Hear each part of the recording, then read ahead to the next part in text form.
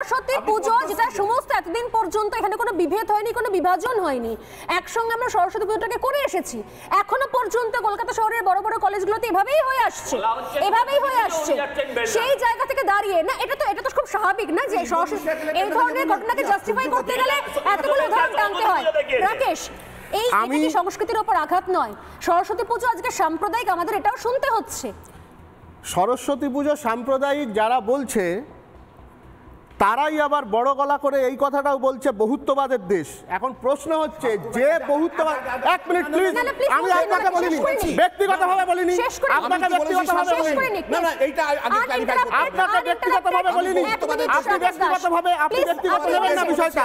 বিষয়টা হচ্ছে যারা বলছে বহুত্ববাদ, বাকিদের অডিও ডাউন করে রাকেশ অডিও দাও। রাকেশ একজন বলছেন, যিনি বলছেন বহুত্ববাদ, তিনি বলছেন আবার যে এটা সাম্প্রদায়িক। আজকে বলেছেন আপনি আজকে এরকম করলে কিন্তু আমি আপনাকে লাভ ভারতবর্ষ বহুত্ববাদী এজেন্ডা, এটা আপনার মৌলবাদী এজেন্ডা। আজকে ভারতবর্ষ যদি বহুত্ববাদের দেশ হয়, এটা মৌলবাদী ভারতবর্ষ, ওনাকে বলতে দিন প্লিজ। মৌলবাদীর সামনে আমি মৌলবাদী, বাকি সবার অডিও ডাউন করো, বাকি সবার অডিও ডাউন করো, এখানে চলবে না এই সমস্ত।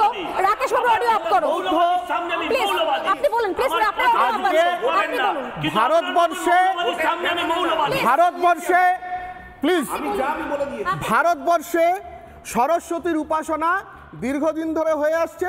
শুধুমাত্র যে তথাকথিত সনাতনীরা করছে তা নয়, আমরা দেখেছি বৌদ্ধরা সরস্বতীর উপাসনা করছে, আমরা দেখেছি জৈনরা সরস্বতীর উপাসনা করছে। এই জন্য ভারতবর্ষে বহুত্ববাদ টিকে আছে। আজকে হঠাৎ করে যখন একটা জায়গার ডেমোগ্রাফি পাল্টে গেল, আমরা দেখলাম সরস্বতী, যে সরস্বতীর পীঠস্থান কোনটা ছিল? কাশ্মীর। কাশ্মীরে সারদা বা সারদা পীঠ বা সরস্বতী পীঠ, সেখান থেকে সরস্বতীকে শঙ্করাচার্য নিয়ে গেলেন শৃঙ্গেরিতে, উত্তর এবং দক্ষিণের মেলবন্ধন ঘটালেন। সেই কাশ্মীর থেকে, সারদা পীঠ থেকে সরস্বতী মূর্তি এবং সরস্বতী মন্দির ভেঙে ফেলা হলো। আজকে আমরা দেখছি পশ্চিমবঙ্গেও একই জিনিস চলছে। এইটা হচ্ছে ভারতীয় বহুত্ববাদ বর্তমানে। আমি এই কথাটা বলতে চাই সবার সামনে। সরস্বতীর উপাসনা তিব্বতে হচ্ছে, সরস্বতীর উপাসনা জাপানে হচ্ছে, সরস্বতীর উপাসনা জাভা দ্বীপে হচ্ছে। এমনকি লেনিনগ্রাড, সেখানকার মিউজিয়ামেও সরস্বতীর মূর্তি সংরক্ষণ করে রাখা হয়েছে, যারা so called atheist country, atheist nation. আর আমার রাজ্যে আজকে দাঁড়িয়ে সরস্বতীর অপমান কোথায় হচ্ছে? একটি ছেলে, সে এসে তার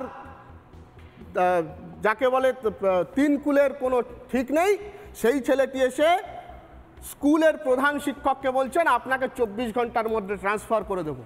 এই লোকগুলি বিদ্যার বিরোধী। ওর সঙ্গে আরো কয়েকজন রয়েছে, ও একার মানে ভিডিওটা ভাইরাল হয়েছে, কিন্তু ওর সঙ্গে আরো কয়েকজন রয়েছে। আপনি প্লিজ শেষ করুন। এবং আমি বলছি, আমি একটা কথা বলে শেষ করব। যারা সরস্বতী, আরো অনেকে আছে যারা এই সরস্বতী পূজার বিরোধিতা করছে, যারা প্রধান শিক্ষককে বলছে যে আমরা আপনাকে 24 ঘন্টার মধ্যে ট্রান্সফার করিয়ে দেব, তারা কার বিরোধিতা করছে? সরস্বতীর বিরোধিতা করছে। কারণ সরস্বতী বিদ্যার দেবী, শিল্পকলার দেবী। তারা চায় না বিদ্যার প্রসার হোক, তারা চায় না শিল্পকলার প্রসার হোক। তাদের কাছে শিল্প মানে বোম বন্দুক, তাদের কাছে বিদ্যা মানে না। তাহলে বলতে কি তারা চায় আসলে সব জায়গাতে এরকম বেআইনি খারিজি মাদ্রাসা হোক, তাদের এটাই উদ্দেশ্য। সৈকতের কাছে, সৈকত শুধুমাত্র একজন না, আমি আরো কয়েকজনের বক্তব্য শুনলাম যারা বলছেন যে এখানে কবরস্থান রয়েছে, এখানে পবিত্র মাজার শরীফ রয়েছে, এখানে সমস্ত হইচই করা যাবে না, এখানে সমস্ত সাম্প্রদায়িক কাজ করা যাবে না।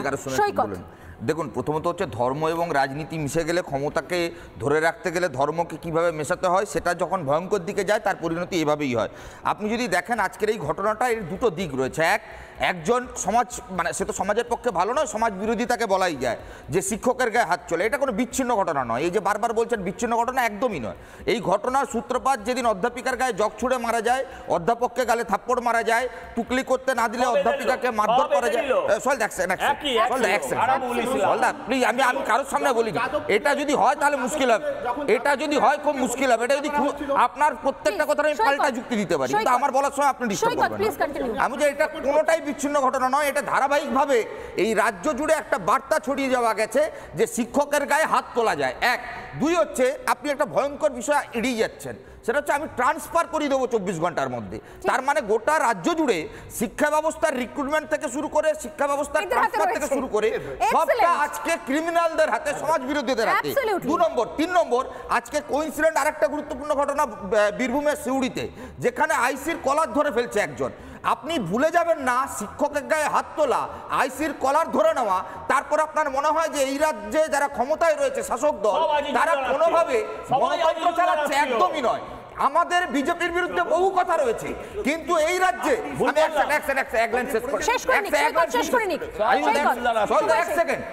আমি এই রাজ্যে বিজেপির বিরুদ্ধে আমাদের হাজারটা বক্তব্য রয়েছে, কিন্তু এটা অস্বীকার করবার কোনো জায়গা নেই। এই রাজ্যে সবার প্রথম মমতা বন্দ্যোপাধ্যায় যেভাবে ধর্মকে ভাতার মাধ্যমে ভোট ব্যাংকে পরিণত করবার রাস্তা খুলেছিলেন, যেভাবে মহরম, ঈদ, তাজা দুর্গাপুজোর মধ্যে গন্ডগোল লাগিয়ে দিয়েছিলেন, যেভাবে তেহট্ট, হরিঙ্গাটা, ধুলাগড়ে সাম্প্রদায়িক দাঙ্গা লাগিয়ে দিয়েছেন, তাতে মমতারও যেমন ভোট বেড়েছে তেমনি বিজেপিরও ভোট ব্যাংকের সুবিধা হয়েছে। সেটা তো শুধু ওরা শূন্য হয়ে গেছে, একদম শুধু সিপিএম শূন্য হয়ে গেছে।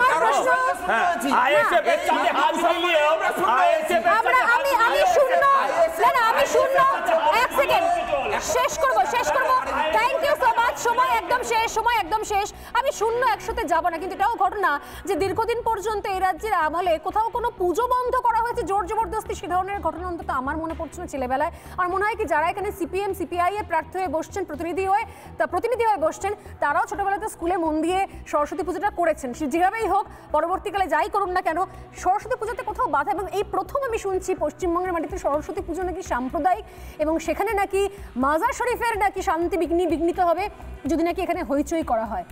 আমি অনুরোধ করবো মাননীয়াকে, কারণ প্রধান শিক্ষক অনুরোধ করেছেন আপনাকে, আমিও এই শো থেকে অনুরোধ করলাম, আপনি নিজে বলেন ধর্ম যার যার উৎসব সবার, আমার আপনার কাছে অনুরোধ রইল আপনি বিষয়টা দেখুন এবং ওখানকার খুদে পড়ুয়ারা যারা সরস্বতী পুজো করতে চাইছে তাদেরকে পুজো করার মতো ব্যবস্থা করে দিন। এবং ওই সাধারণ শিক্ষক যিনি ভয় পেয়েছেন তার পাশে গিয়ে দাঁড়ান, তাকে সাহস যোগান, তাকে বলুন যে আপনার রাজ্যে এইভাবে সরস্বতী পুজো করার জন্য কোনো শিক্ষকের ট্রান্সফার হবে না। এইটুকু অ্যাসুরেন্স দিতে পারবেন কি মাননীয়া? হাত জোর করে অনুরোধ করলাম, যদি সম্ভব হয় এই স্কুলে যেন সরস্বতী পুজো হয়। আর সেদিনকে আমি কথা দিলাম সেই সরস্বতী পুজোর লাইভ কভারেজ আমি করাবো, এই শোতে সেই সরস্বতী পুজোর ছবি আমি দেখাবো, এটা আমার কথা দেওয়া রইল।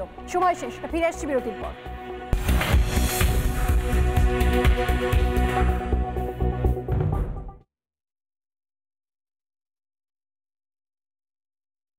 নানা ধরনের কন্টেন্ট দেখার জন্য লাইক করুন, শেয়ার করুন আমাদের ফেসবুক পেজ, সাবস্ক্রাইব করুন আমাদের ইউটিউব চ্যানেল। পাশাপাশি অন্যান্য ব্রেকিং নিউজের জন্য অবশ্যই চোখ রাখুন রিপাবলিক বাংলায়।